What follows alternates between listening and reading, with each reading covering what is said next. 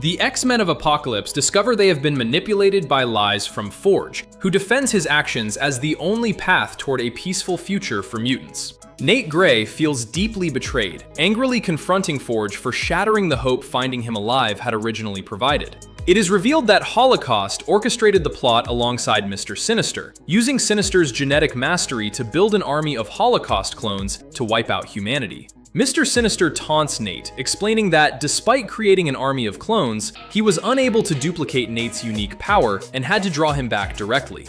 Mister Sinister mocks Nate Gray, explaining that Forge actually died in the past. Sinister exploited Nate's grief by creating a clone of Forge and feeding him false memories to manipulate the team. Sinister brutally destroys the cloned Forge in front of the team, blowing his cybernetic armor apart to see if the replica even has a soul. Blink and Morph watch in horror as the fake Forge is casually killed, coming to terms with the fact that the real Forge they knew was long gone. Facing down Sinister, Holocaust, and their cloning forces, Creed, Sabretooth, asks Gambit how many clones they can take down, with Gambit resolving that they will fight to the death. Furious over the betrayal, Nate Gray vows to kill Mister Sinister and attempts to unleash his telekinetic powers.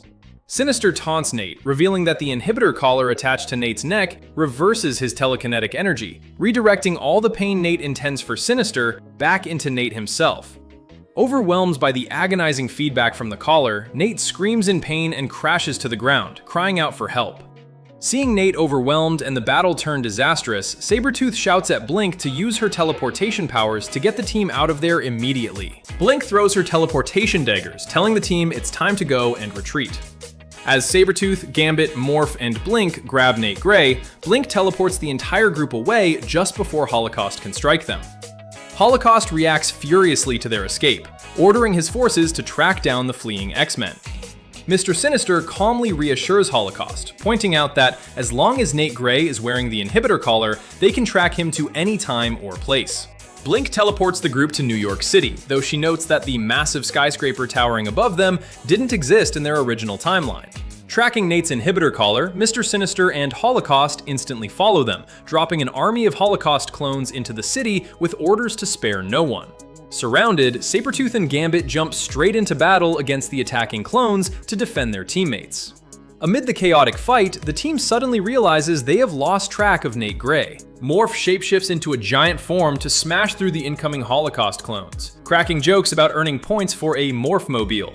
Gambit strikes at the enemy with his staff, telling Morph to take it seriously and clear the area.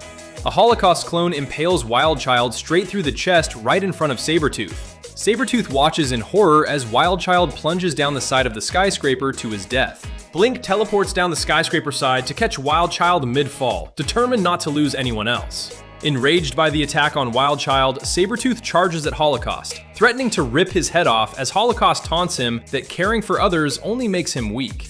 While dodging attacks, Blink calls out to Morph, asking him to shapeshift down to a teeny tiny size to execute a new plan. Mister Sinister stands over a incapacitated Nate Gray, posturing dramatically about their biblical creator and creature connection and warning Nate that dying now would be a waste. Morph shrink down to miniature size and sneaks right up onto Nate's neck beside the glowing inhibitor collar, humming song lyrics to stay focused. Annoyed by Sinister's grandstanding speech, Morph destroys the inhibitor collar attached to Nate's neck in a sudden explosion. Freed from the inhibitor collar, Nate Gray stands tall and warns Mister Sinister to be very afraid. Sinister dismisses Nate, claiming he lacks the strength to challenge him.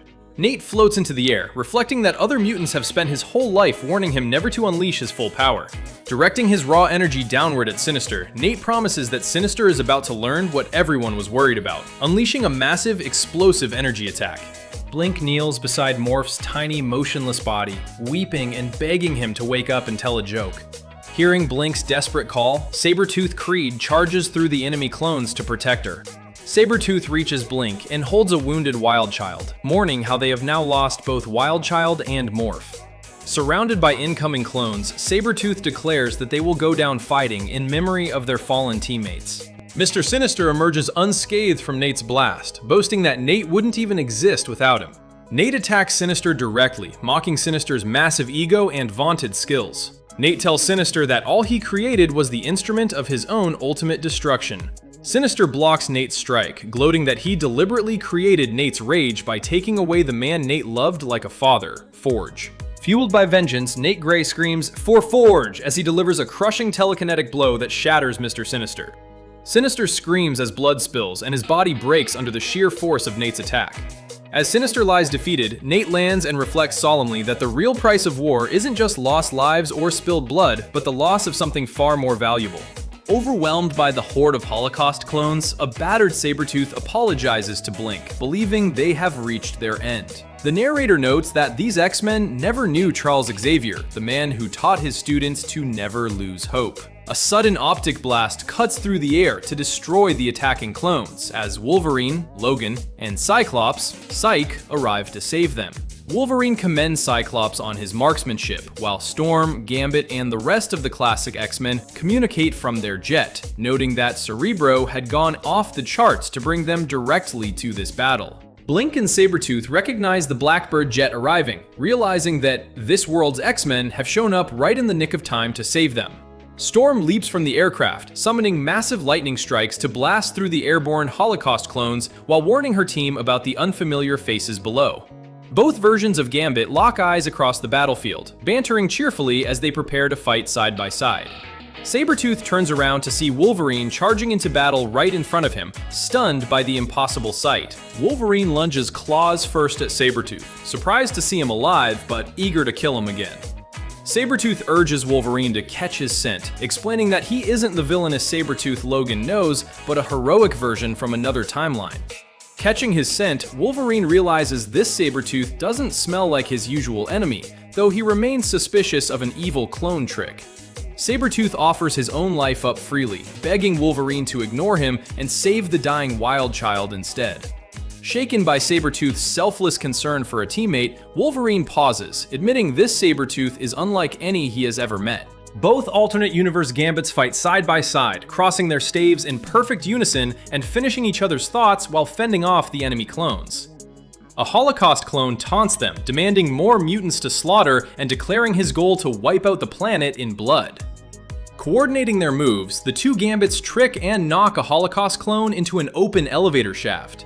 They sever the elevator cables, sending the enemy clone plunging down the long shaft to its destruction. One Gambit thanks the other for saving his life, who casually replies that he expected his counterpart would do the same, as they brace themselves inside the falling elevator shaft. Using his kinetic energy and staff, Gambit attempts to friction brake against the shaft walls to slow down their rapid descent. As kinetic energy sparks wildly around them, one Gambit pushes the other away, telling him to stay down and insisting he doesn't need any help.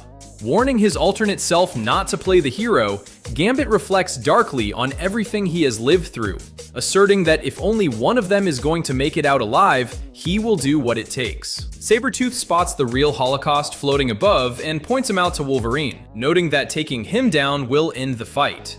Wolverine proposes executing a fastball special. Sabretooth quips that trying that in his world previously cost Logan an arm. Sabretooth launches Wolverine through the air directly at Holocaust, allowing Logan to sink his claws into Holocaust's armor, triggering a massive explosion that destroys the villain. As Holocaust falls, Wolverine lands safely and casually asks Sabretooth to tell him that one-arm story sometime. Nate Gray calls out to Storm, trusting her instinctually to create a massive tornado to herd the remaining Holocaust clones together.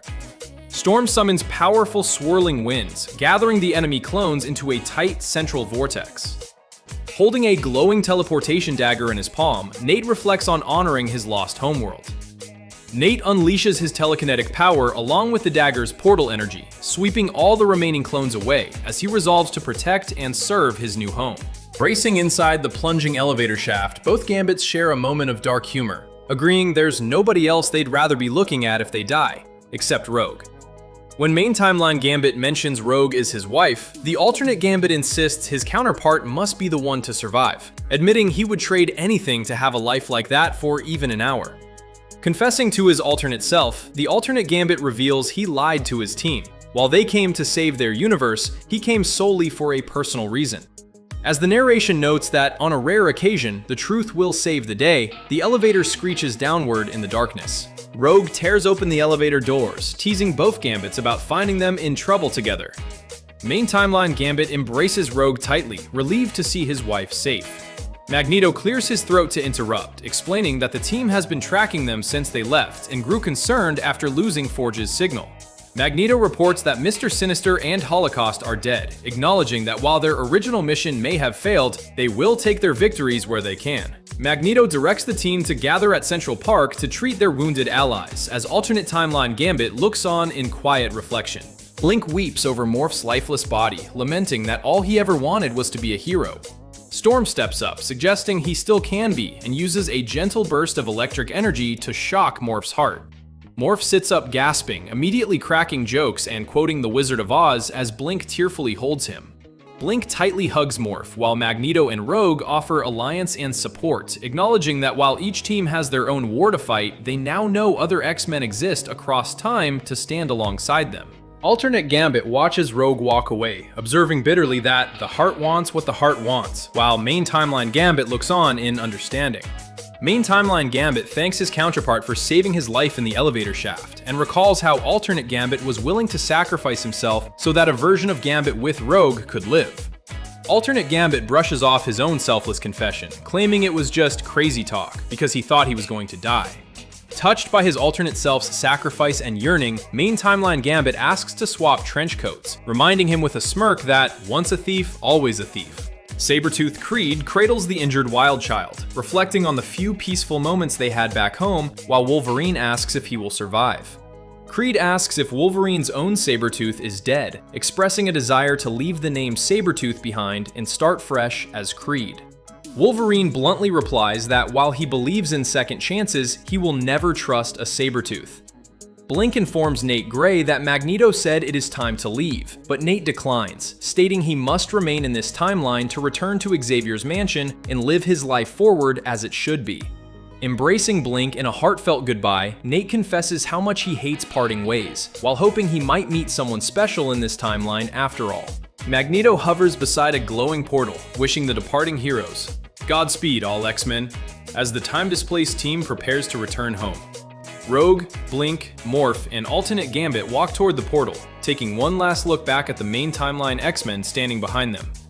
Wolverine, Cyclops, Storm, Creed holding Wild Child, and Nate Gray watch silently as their multiversal allies depart. The narration concludes that though the future remains uncertain and intertwined with the past, each new dawn guides them toward a better life and the enduring hope for a brighter way ahead. Cyclops offers to help Victor Creed find medical experts in this era, like Hank McCoy, Reed Richards, or Doctor Strange, to heal Wild Child, while asking Gambit if he needs a drop-off back to New Orleans. Creed thanks Scott, but insists they will manage on their own, while sniffing out that Gambit has his own secret plans brewing. Wearing his alternate counterpart's trench coat, Gambit smiles and echoes the phrase, "once a thief," resolving to do something he's never attempted before: steal back his own life. The narrator notes that these heroes discovered their true value, as Gambit and Creed head off into the night to chart their own futures.